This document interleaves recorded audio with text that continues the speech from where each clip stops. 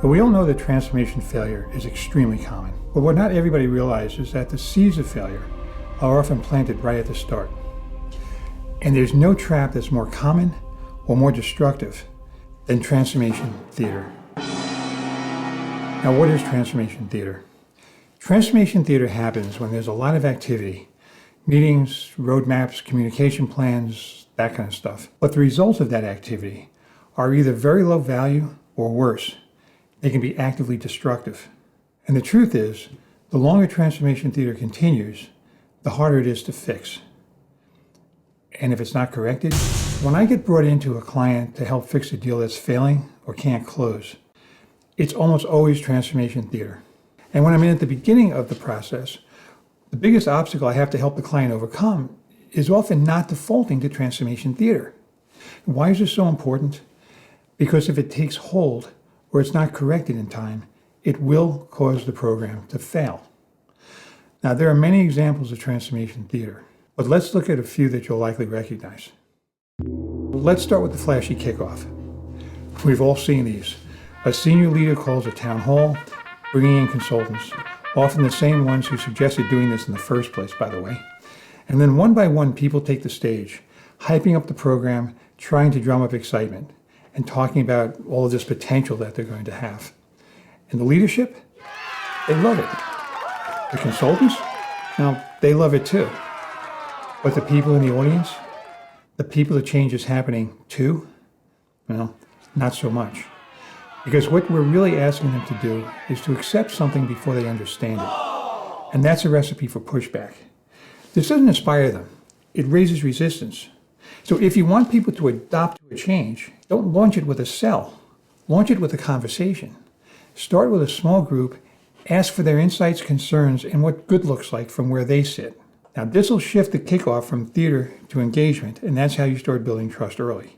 So don't start the program with a flashy kickoff. It just raises resistance.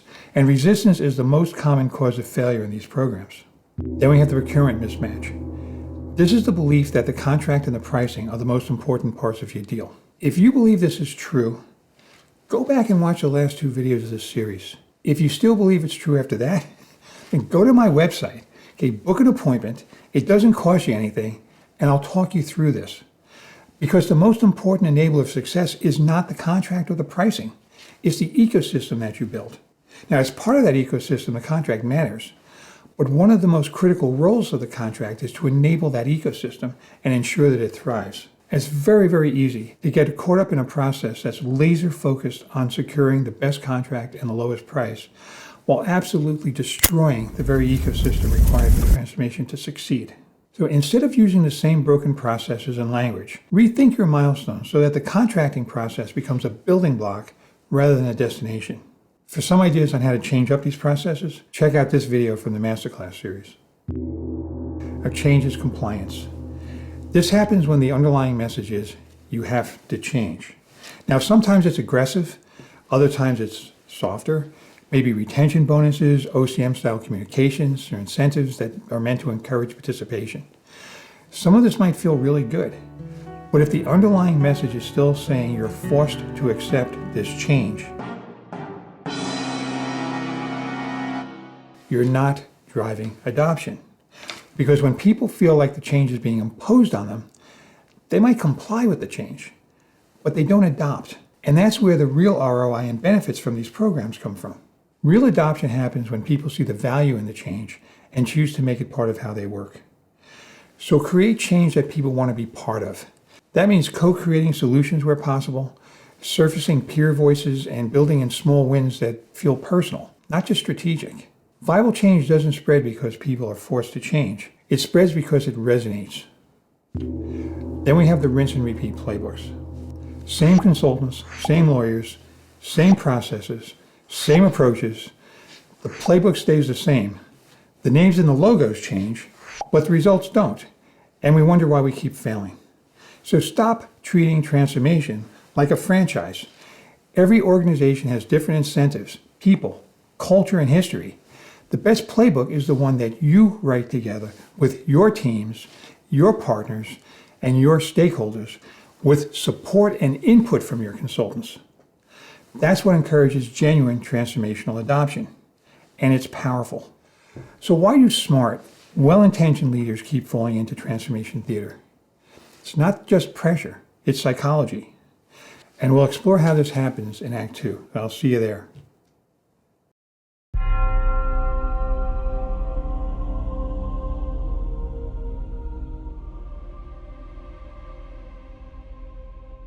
Welcome back to Transformation Theater Act 2.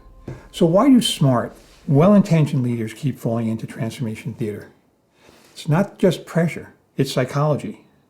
So cognitive biases, the hidden forces driving the failure.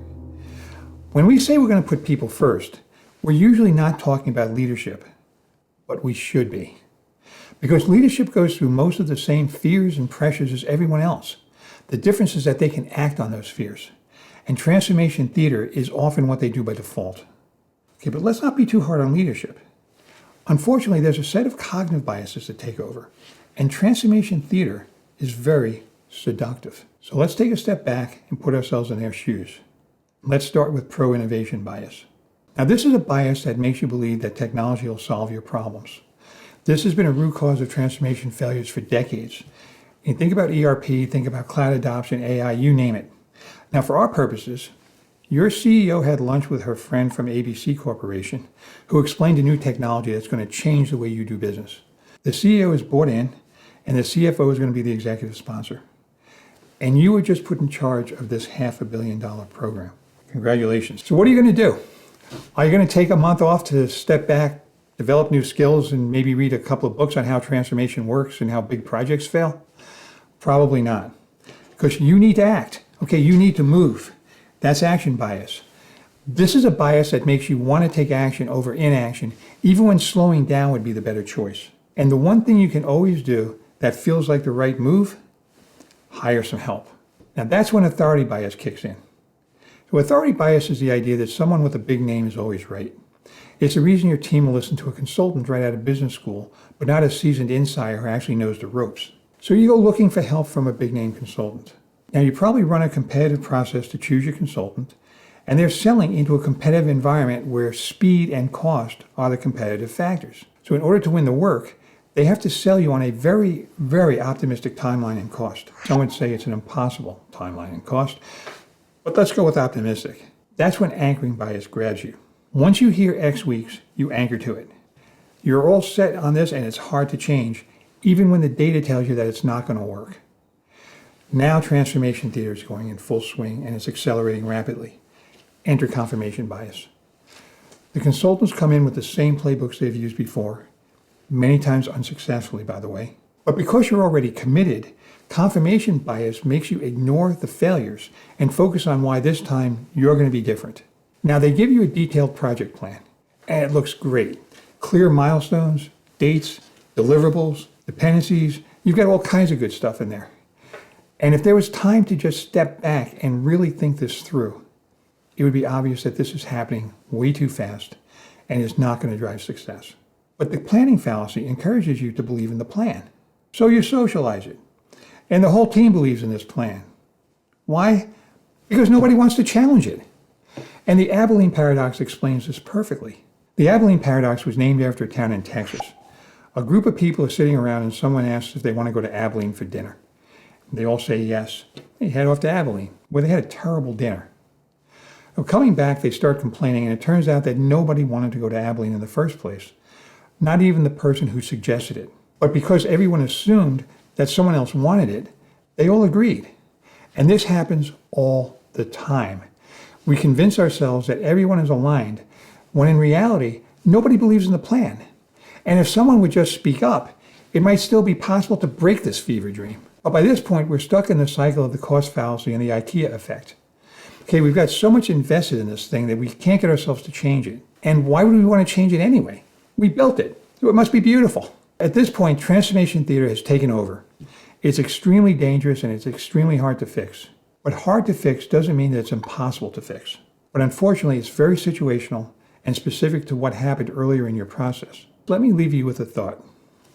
At some point in every transformational activity, every outsourcing, every ERP implementation, every program is going to hit a wall.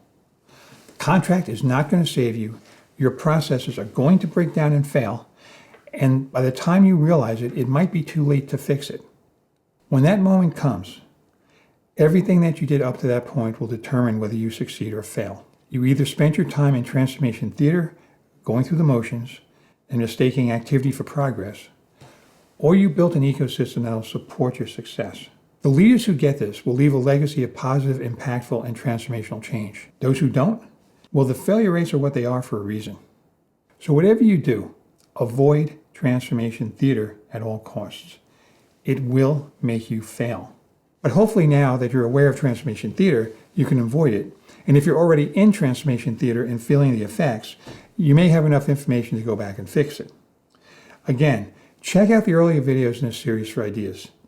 And if you need to, you can always contact me through the website. I'm always happy to chat and bounce a few ideas around with you.